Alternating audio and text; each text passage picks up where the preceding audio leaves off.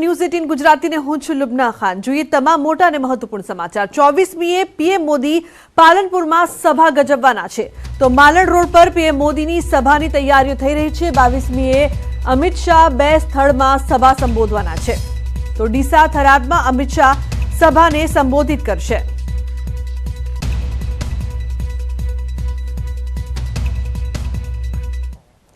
ખેડા જિલ્લામાં ભાજપ દ્વારા પ્રચાર પ્રસારની શરૂઆત કરવામાં આવી છે।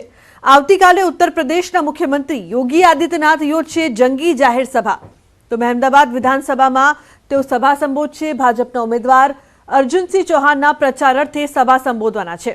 બપોરે 3 કલાકે ખાતર ચોકડી પાસે ગ્રાઉન્ડમાં જાહેર સભાને સંબોધશે યોગી આદિત્યનાથની જાહેર સભાને લઈને તડામાર તૈયારીઓ કરવામાં આવી, તો ડીવાયએસપી સહિતના પોલીસ કાફલા દ્વારા સભા સ્થળે તપાસ હાથ ધરાઈ।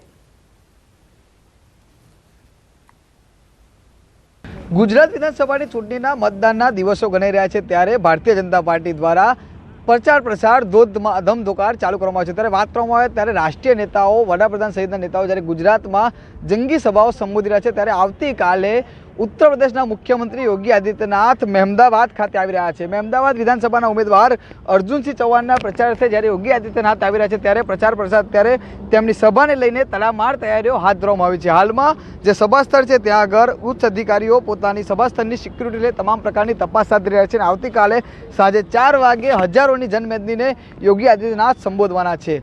એવી જ રીતે વાત કરીએ તો ખેડા જિલ્લાની અંદર પણ અન્ય નેતાઓ પણ જંગી સભા સંબોધે તેમ ભારતીય જનતા પાર્ટીના સૂત્રો દ્વારા જાણવા મળ્યું છે। ઉમંગ પટેલ, ન્યૂઝ 18 ગુજરાતી, મહેમદાબાદ, ખેડા।